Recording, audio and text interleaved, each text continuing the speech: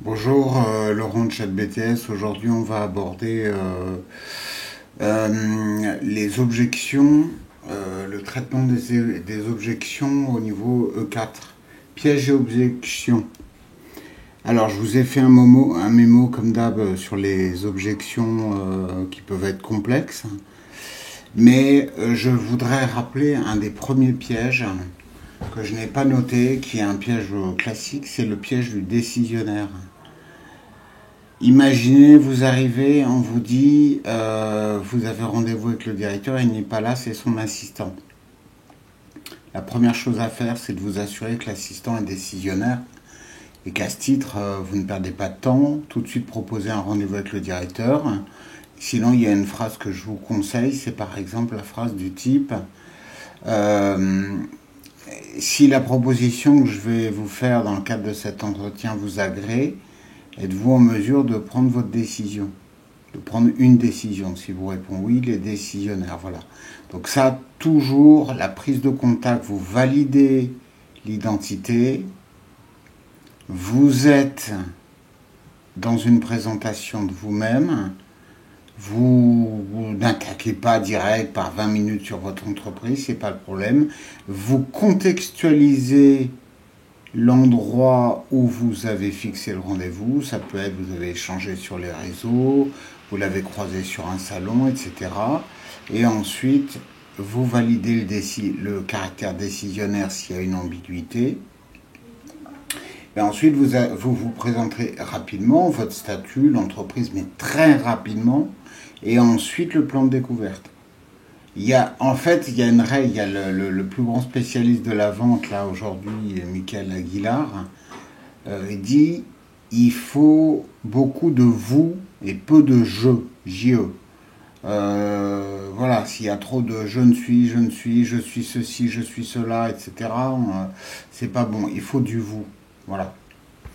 Ok, traitement des objections, on va aller assez vite. Il y a l'objection liée produit ou service, je ne suis pas convaincu de la qualité, etc.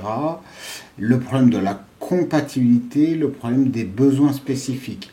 Évidemment, j'y réponds après.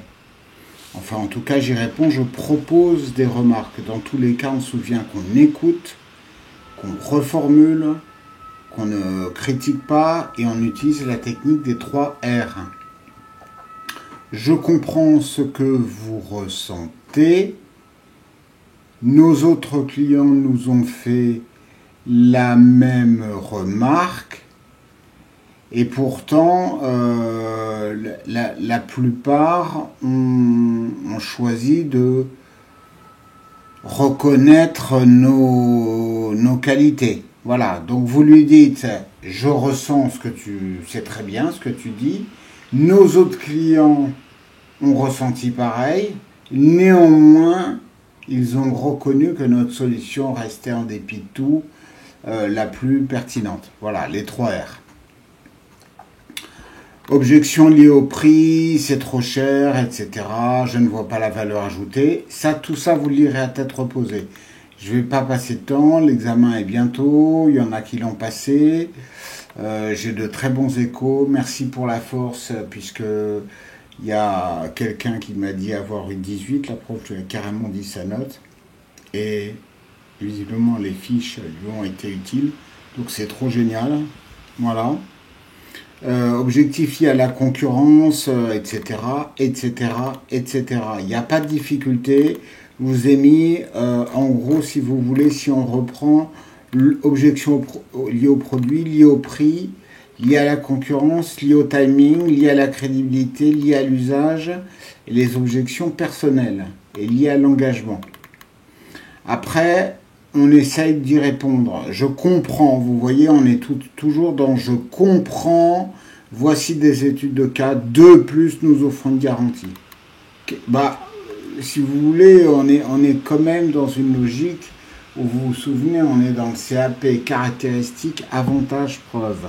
Je comprends, voici des études de cas, caractéristiques, avantages, nous offrons une garantie. qui vous permet de tester la qualité par vous-même, caractéristiques techniques, etc. hein. Donc là, vous lisez très attentivement ça, la compatibilité.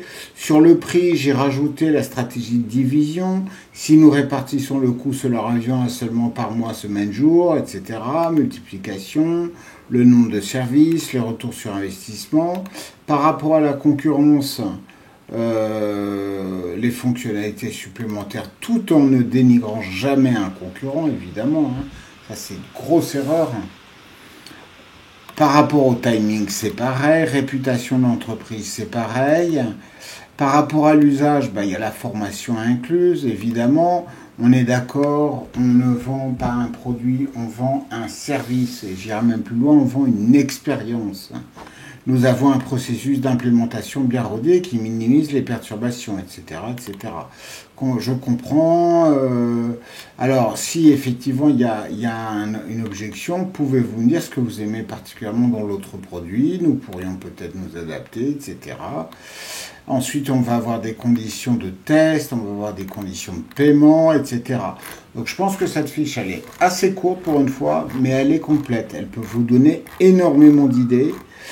Et vous pouvez avoir d'autres objections, bien entendu. hein. Je refais une vidéo sur les paramètres qui va arriver. Mais je pense qu'a priori, là, on est bon. Si vous la souhaitez, un petit commentaire, directement un mail, chatbts3.0@gmail.com.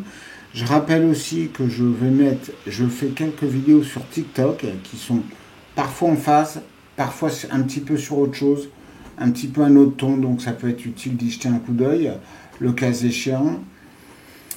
Je remercie encore la personne qui a bien voulu me faire un petit MP3 pour me dire super, j'ai réussi, j'ai eu 18, c'est génial, merci. Je me permettrai de l'utiliser, c'est totalement anonyme, mais ça fait plaisir et ça donne de la force, donc c'est vraiment sympa. Voilà, écoutez, à plus.